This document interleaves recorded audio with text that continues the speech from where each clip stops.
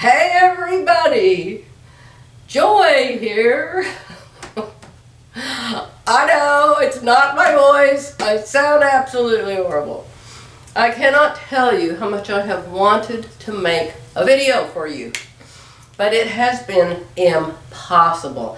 I don't know if it will work out right now, but I'm going to try. I have now taken over 3.5 rooms and the hallway for my hobby. Taken over the guest room closet to store fabric in, and I'm getting ready to get rid of a lot. I have fat quarters or scraps just sky high. Reds and greens and browns and blues, and there's just too many. And I've decided that if I have to have a certain blue or I have to have a certain green, there's a fabric store in this town. I don't know if there's a quilt shop, but there's a fabric store, Joann's, unfortunately. But that's better than no fabric store. I'll have to check and see if there's a quilting store in Tulsa. And I'm about to sneeze. I wouldn't even try to make a video for y'all feeling like I do, but it's been so long. And I don't want you to think I have forgotten you. I haven't forgotten you for 1 minute. Not at all.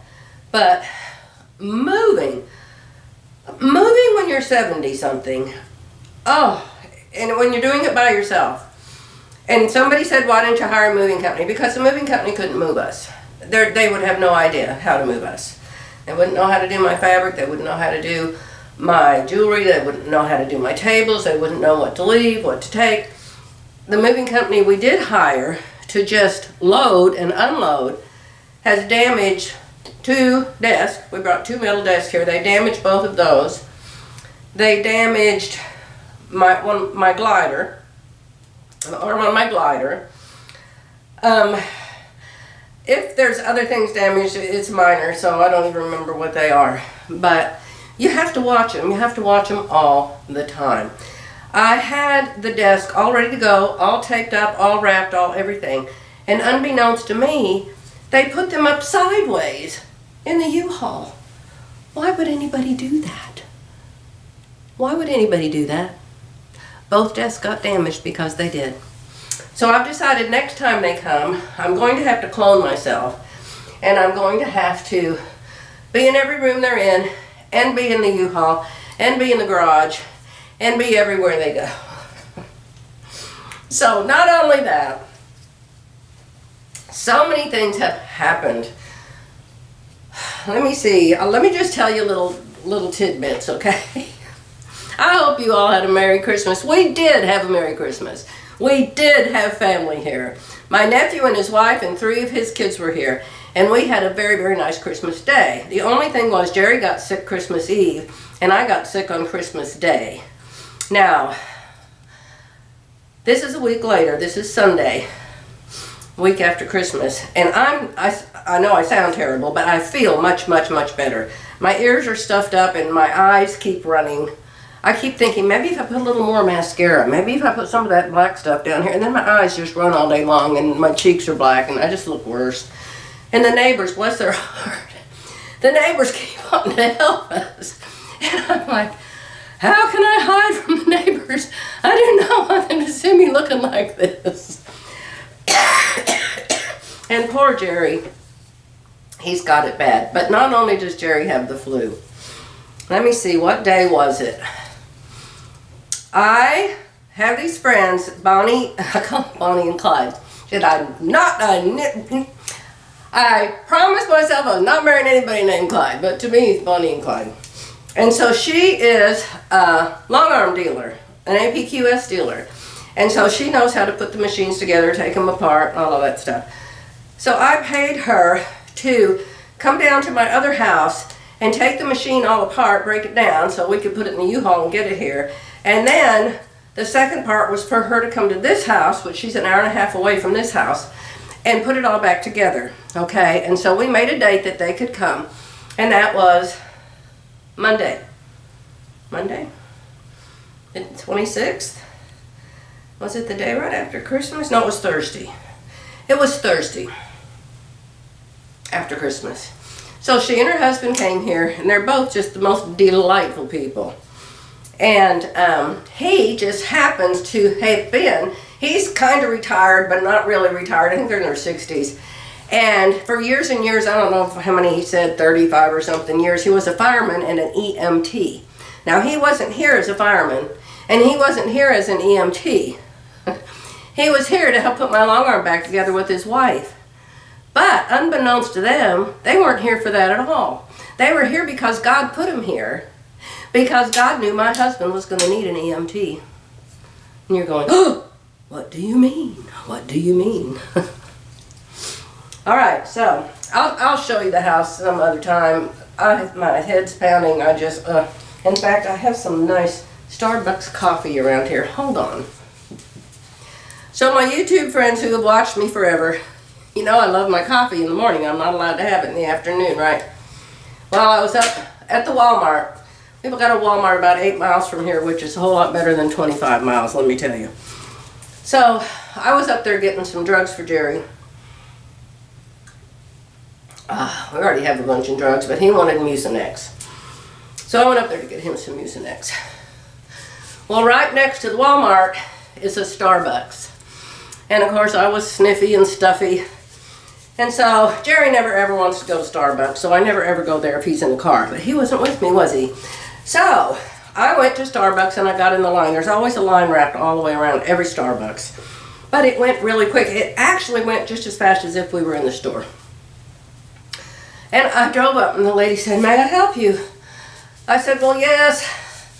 I said, I'm not allowed to have any coffee this time of day, but I'm going to order something and I don't know if you can even make it, but I'm going to tell you what I want. She said, okay, we can make you anything you want. I said, okay. I want a cafe mocha grande with half the chocolate, no whipped cream, and I want it decaf. She said, no problem, we can make it. So that's what I've got here. I'm down to the bottom where it's mostly chocolate. Oh my. So yeah, my husband thinks Starbucks is way too expensive, and he can drink coffee 1 cup in the morning, but he only drinks decaf. He doesn't appreciate coffee. You know, he's more into Thunder basketball and OU football, and he doesn't think about coffee. You know, something wrong there. But the most wrong thing, let's go back to the day, Thursday passed. Today is Sunday. So Sunday, let's go backwards. Sunday, Saturday, Friday, Thursday. My friends, Bonnie and Clyde, come. His name's really Gene, but I call him Clyde. She calls him Cowboy, I think. Anyway, so I just love these two people. Anyway, they came. They got here about 10 o'clock, and they went into my long arm room, and they worked, and they worked, and they worked, and they worked. And Jerry would stand in the doorway, and he would kind of watch what they were doing. And I was standing there just watching and talking to them. And something happened, and something wasn't working right. And Clyde said, I need these certain kind of washers. And he said, let me look around and see if I can find these certain kind of washers. And so I looked, and Jerry wasn't anywhere. I couldn't see him, and I thought, well, I wonder where Jerry went. And so I told Bonnie and Clyde, I said, I'll go find Jerry. Maybe he has those special kind of washers. So I started hollering through the house, Jerry, Jerry, Jerry, not expecting at all to find what I found. Jerry had gotten some chest pain. And you know, he's a new heart pacemaker patient. Hasn't had it very long, and so he worries every time he feels the least pain in his heart. Your heart's over here. And so his chest was hurting him, probably because he has the flu. So he has these pills the doctor gave him that you're supposed to put under your tongue. If you start feeling pressure on your chest, you're supposed to put, it's called nitrostat or something. I'm sure a bunch of you know what it is. He put it under his tongue. Well, his chest still started hurting, and the directions say to do it 2 or 3 times until the pain goes away. And so nobody ever told him he wasn't supposed to do that standing up. We found that out later. I'll tell you how. And so I finally find Jerry, Jerry, Jerry, Jerry. I walk around our bedroom and can see his elbow sticking out from the bathroom. door where you go into the sinks and stuff. I said, Jerry, what are you doing in here? And he didn't answer me. And so I walk up behind him, and his arm is, there's a drawer right here in the bathroom where he brushes his teeth, his sink, a drawer. The drawer is open. It's where he keeps his drugs that he takes at night. I hope I can show this to you. So the drawer is open, and his hand is in it. And all of a sudden, his hand in the drawer goes sliding in, and he starts to fall backwards. And I catch him as he's falling into the floor. If I hadn't been there to catch him, he would have hit his head on the jacuzzi. So I caught him, turned him, so he fell onto the floor, started screaming, help, help, help, help, you can imagine. And Bonnie and Jean came running. Bonnie and Clyde. Clyde suddenly changed jobs. He was no longer the Joy Bernhardt long arm, put her back together guy. He was an EMT and a fireman, and he was amazing. I will forever love this man. Forever.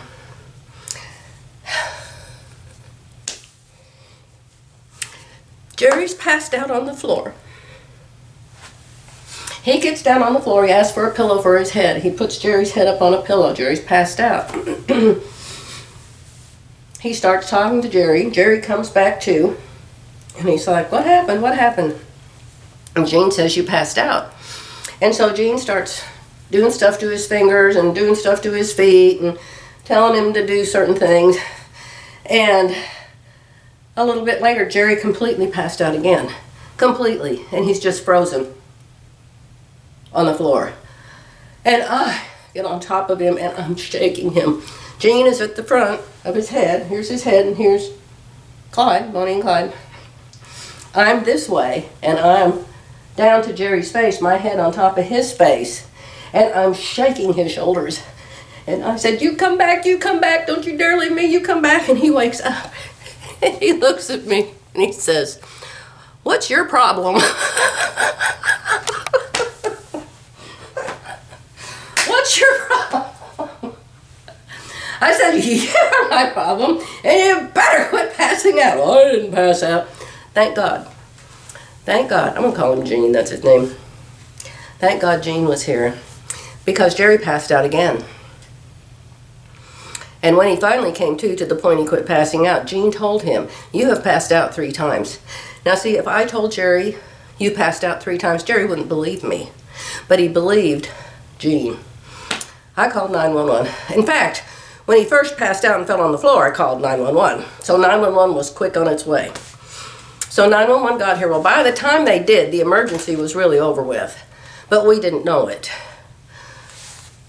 So we got to visit the hospital for the first time here in this town. St. Francis South in Tulsa, Oklahoma. Everybody in the whole town was there. Everybody in the whole town had the flu or something else. Oh, Jerry went in by ambulance, and we still waited 8 hours before they let him go. So what had happened was Jerry had been sick all week. Now, we are very different this way. I can be at death's door, 1 foot in the grave, the other one on a banana peel, and I'll want to eat. Get me something to eat. Get me a cup of coffee, and get me some toast with jam on it. Give me something to eat. He can't eat. Food makes him nauseous. And food doesn't taste right. Now, when he was in the hospital, they stuck the thing up his nose to see if he had COVID. He doesn't have COVID. He just has the flu. And I'm sure I just have the flu. But anyway, he can't eat. So he was he hadn't eaten for 3 days. I was trying to get water down him, but it's just like everything else, you know. You have to force it. And I keep telling him, you know, I'm too old to have another baby. Please, just drink this water. Do what I tell you to do. I'm going to spank you.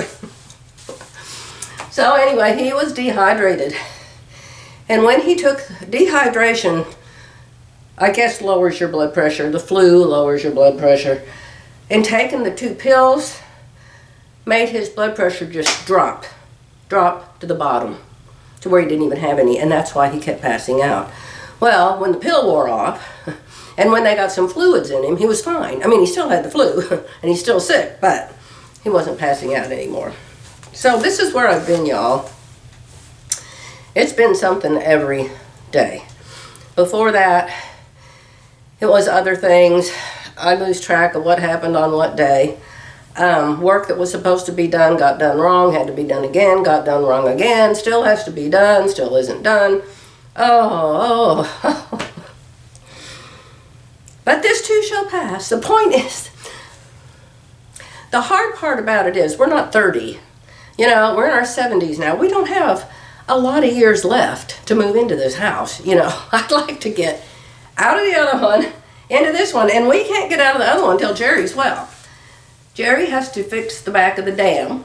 He's building it back up to where it used to be or something, and we ordered dirt. And the dirt was going to come, didn't come. Then the dirt was going to come again and didn't come. And then the dirt was going to come again, just on it goes, there and here. And so when the dirt comes, Jerry's going to finish filling in the dam. Then we're going to sell the dozer. We're going to sell his tractor. And we're going to pack up the rest of our house and all of the barns. And then we will put the house on the market. So that's the plan at the moment. Now, the good thing is, the neighbors couldn't be nicer here. They just could not be nicer. I'm not even sure they're real people. I think they may be angels in disguise. Truly. I can't talk about it, I'll just bawl. They're selling their house, and here I am, their new neighbor, their new friend, and I'm over here praying nobody buys it. Isn't that terrible? And I tell them that. I don't want you to move. I don't want you to sell your house. Oh. And then the people next to them, they're just as nice. They're just as nice, just as sweet. So there's a lot of good things. I'm unpacking 6 to 12 boxes every day, even sick. Yesterday I made it until noon, and then I gave up and took a nap. Today I'm doing pretty good. It's 4 o'clock. And I'm still unpacking boxes and still putting things away. And the thing is, I'm going from 1 sewing area to 4 and a hallway, actually 5. And I walk around, you know, I pick this up and I go, iron on tearaway. Where did I keep that in the other house? Oh yeah, I kept it in that cabinet that had all the jewelry with it. And there was this wooden thing that separated the departments, the compartments, and then you stuck these all in them. I don't know where the wooden thing is that separates the compartments. I haven't unpacked it yet. Anyway, I just want to tell you, it's only the flu. We're both going to recover, and we're going to be back in our top game again soon. We're going to, as soon as Jerry's up to it, go back to the other house, get load number 3, get some things sold on Marketplace, and call the movers again and come back up here. So, as I can, I will keep making videos. I'm not sewing. I haven't sewn a thing. Actually, I've lost a little weight, and my pants keep falling off. I think I told you that. Oh, I did. I kind of made you a video one day and told you my pants kept falling off, but I couldn't finish the video. I'm gonna sneeze.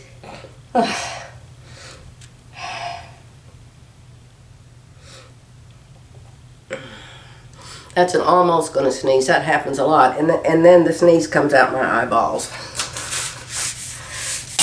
How many of you had the flu over Christmas? Oh, it's a booger bear, this one. So that's what I do a lot. I walk around, I get bags of thread like this, and I think, okay, what's this? Oh, this is that free thread I got when I bought my long arm, when I bought my Solaris, my free thread. It's called Pace Setter or something. I never heard of it. Brand new, I've never used it, I've had it for years. So I put it in this bag thinking, well, I'll just give that away, or I'll just give it to Goodwill or something. But then I look at it, and it's so pretty. And I think, well, I can't just give it away. That would be wrong. And so then I just carry the bag around from room to room for days. I know. It's crazy. And then I picked this bag up, and it's got all these cutters in it, and scissors and a sharpener. And I think, well, I guess I should put some in this room, and some in this room, and some in this room, and so I'll just keep putting them on the table. And then, let's not forget the elephant in the room. Have you noticed the elephant? There's two of them. There's the elephant and the baby. I had to have more tables here. And I had seen a lot of videos, I thought, talking about UPlift tables, electric tables that go up and down any height you want. So I told Jerry, I've got to have some more tables. And we can't move the ones from Kingston because they were built upstairs. They were built upstairs for upstairs, and they can't move. They're too heavy, too big. They're staying there. It can be somebody's craft room. So Jerry said, well, let's go ahead and get your table. So these tables were my Christmas present. They got here Christmas Eve. So Christmas Eve, Jerry didn't feel quite so bad. Remember, that's the day he got sick. And he came up here and he put these tables all together. And all the wires are still hanging down, as you can see. Why didn't I get black legs instead of white ones? I didn't think about all the black wires. But anyway, Jerry will fix all the wires. We have this thing that you put on it and all the wires go through it, you know. So, we hooked them up. We push the button. You see what it does now? When we first connected it, the table went all the way down and all the way up, and it would stop wherever we wanted it to. So Christmas Day, I told my nephew Jeffrey, come upstairs, see my Christmas present. So I came up here to show him my Christmas present, and all the tables will do is bounce up and down. That's all they do. Both of them. Nothing stopping them. So I called the people. They said, well, we'll send it to warranty. They'll do something. And they made me crawl under the table and make a video of myself. Well, that was a great video. Sent that to them. Well, then they determined, well, yeah, the tables are broken. So, told me they'd send me something that day. Well, they didn't. It was 4 days later, and they finally sent me something. Anyway, it's here. But Jerry's so sick, he can't fix it. So, my two tables are just stuck in crazy mode. And when Jerry feels better, he wouldn't. I've offered to come up here, but I can't unscrew a screw if my life depends on it. And if he ever sees me, with a drill in my hand, he called 911. I said, I can go up there and use your drill and get those screws out. No, you cannot. So, another saga. Constantly sagas in my life, huh? So, I don't know how long this video is, but I want to put it up so you know I didn't forget you. I definitely will show you the house. The house is still ugly. There's boxes. There's not near as many boxes. There's probably maybe a dozen boxes left. But, they need to be emptied, and our new furniture is going to be here in another week, and so we're thinking, well, we better stay here that long till the new furniture gets here. So, nothing's like it's supposed to be yet, but I promise you, I will show you when we get it put together and when we both get well, okay? Okay, I forgot to tell you the best part. And I know you've heard me complain before about our kids and how we never see our kids and they never call us or come see us or. But my daughter is an RN. Her daughter is an RN. And there is something about these RN types. Something changes in their brain. Something changes in their makeup. It doesn't matter if it's an animal, if it's a stranger, if it's family, who it is. If somebody gets sick and they are needed, they go into overdrive nurse mode. In fact, when I get to missing my daughter, which is always after I haven't seen her for over a year or whatever, I'll tell my girlfriend, will you call my daughter and tell her I've been in a car wreck?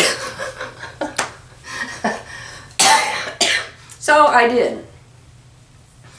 My daughter and my granddaughter both got really mad when they found out what Jerry had gone through with his heart not long ago, and I hadn't called anybody because I just always assume nobody cares. You know, if you don't care about people when they're well, why would you care about them when they're sick? You know, that's my philosophy. But anyway, it's a nurse thing. So, they got on to me. Why didn't you tell us? Why do we cardiac nurses? Why didn't you tell us? Why didn't you tell us? So this time when Jerry fainted dead on the floor, and I was following the ambulance, I called my daughter. She didn't answer the phone. I left a message or something. Maybe she called me back later. I don't know. It was a hectic day. Somehow she got the message that Jerry had fainted and was in an ambulance on the way to ER.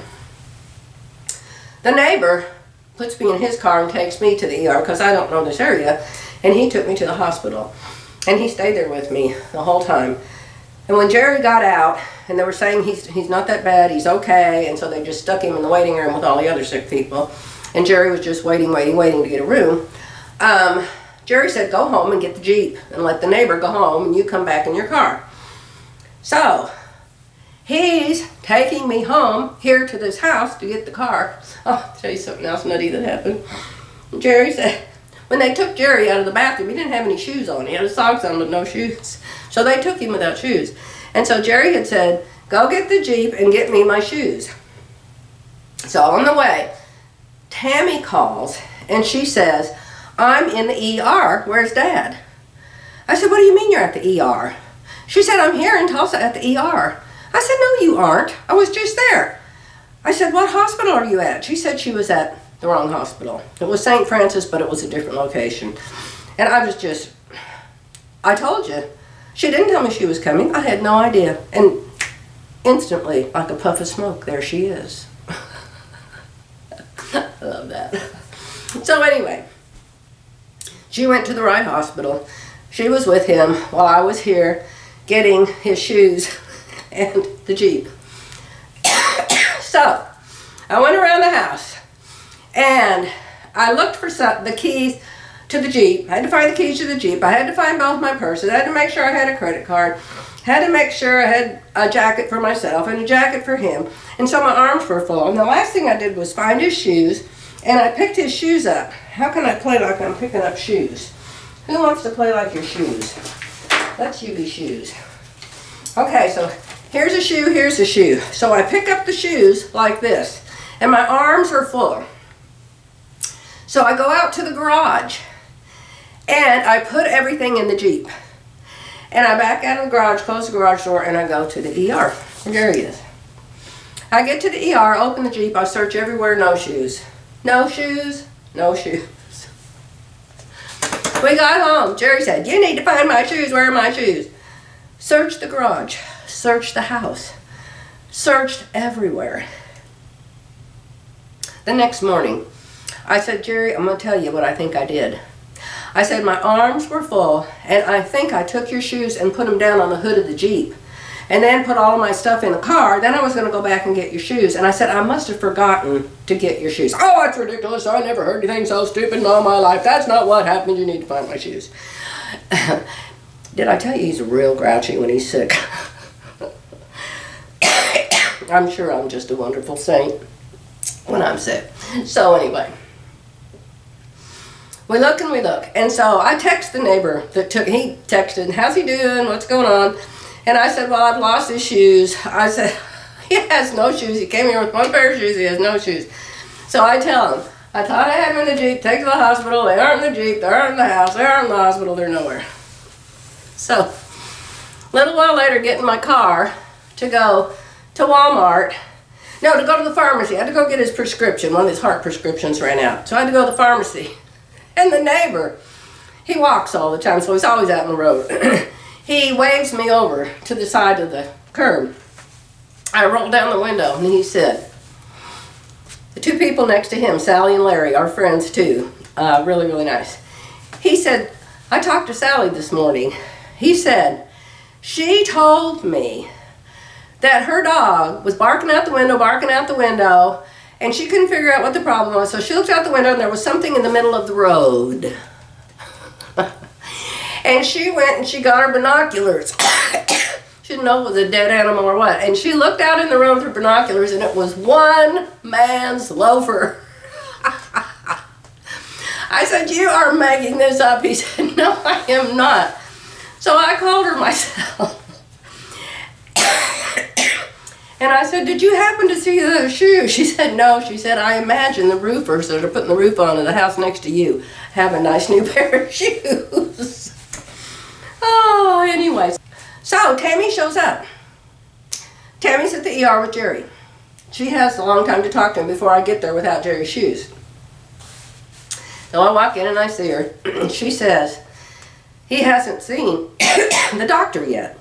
They've decided he's still going to live, and so they put him on the not urgent list, and so he's just waiting with everybody else there. Horrible. Made him wait 8 hours. And so she said, "He's dehydrated, Mom, and he never should have taken those 2 pills. She said, "Number one, he's not supposed to take those 2 pills, or 1 pill, unless he's sitting down. You don't ever take that nitrostat standing up." And so she said he just shot his blood pressure through the floor. That's what made him faint, plus the dehydration. So 8 hours later, when the ER doctor finally saw him, the ER doctor said he was dehydrated and the 2 pills he took caused him to pass out. If I'd have just had Tammy come here to start with, of course I didn't know she would come. Well, I should. I said she would. Should have just talked to her to start with. Cardiac nurses know more than the doctors do anyhow. Tammy was sick with the same thing. Sounded exactly like me, coughing, gagging. And she stayed, and I begged her to spend the night. I just begged her and begged her. She said, "Mom, I'm just so sick. I just don't want to stay. I just want to go home." She ended up sleeping in her recliner all night, and I didn't want her driving home. She said, "Mom, don't even go to bed till midnight." She left here at 10:30, and it's just an hour and a half from here. Our other house is 2.5 hours from her, so much closer. So she went back home. But, oh, I'm telling you, it was so good to see her. It was so, so good to see her. I think that's all the stories I have to tell you today. I have to stop, go check on my husband, see if he wants some chicken noodle soup, or some Gatorade, or some Boost, or nothing. I love you all. I pray that every single one of you and all the members in your family and all your friends and all your relatives and everybody you care about has an amazing 2024. I pray that God has something wonderful in plan for all of us to make up for the hard years that we've been through. We must always trust Him, and I always do. And I just pray that all of you have a wonderful new year, and that you'll stay with me until I get back to making something.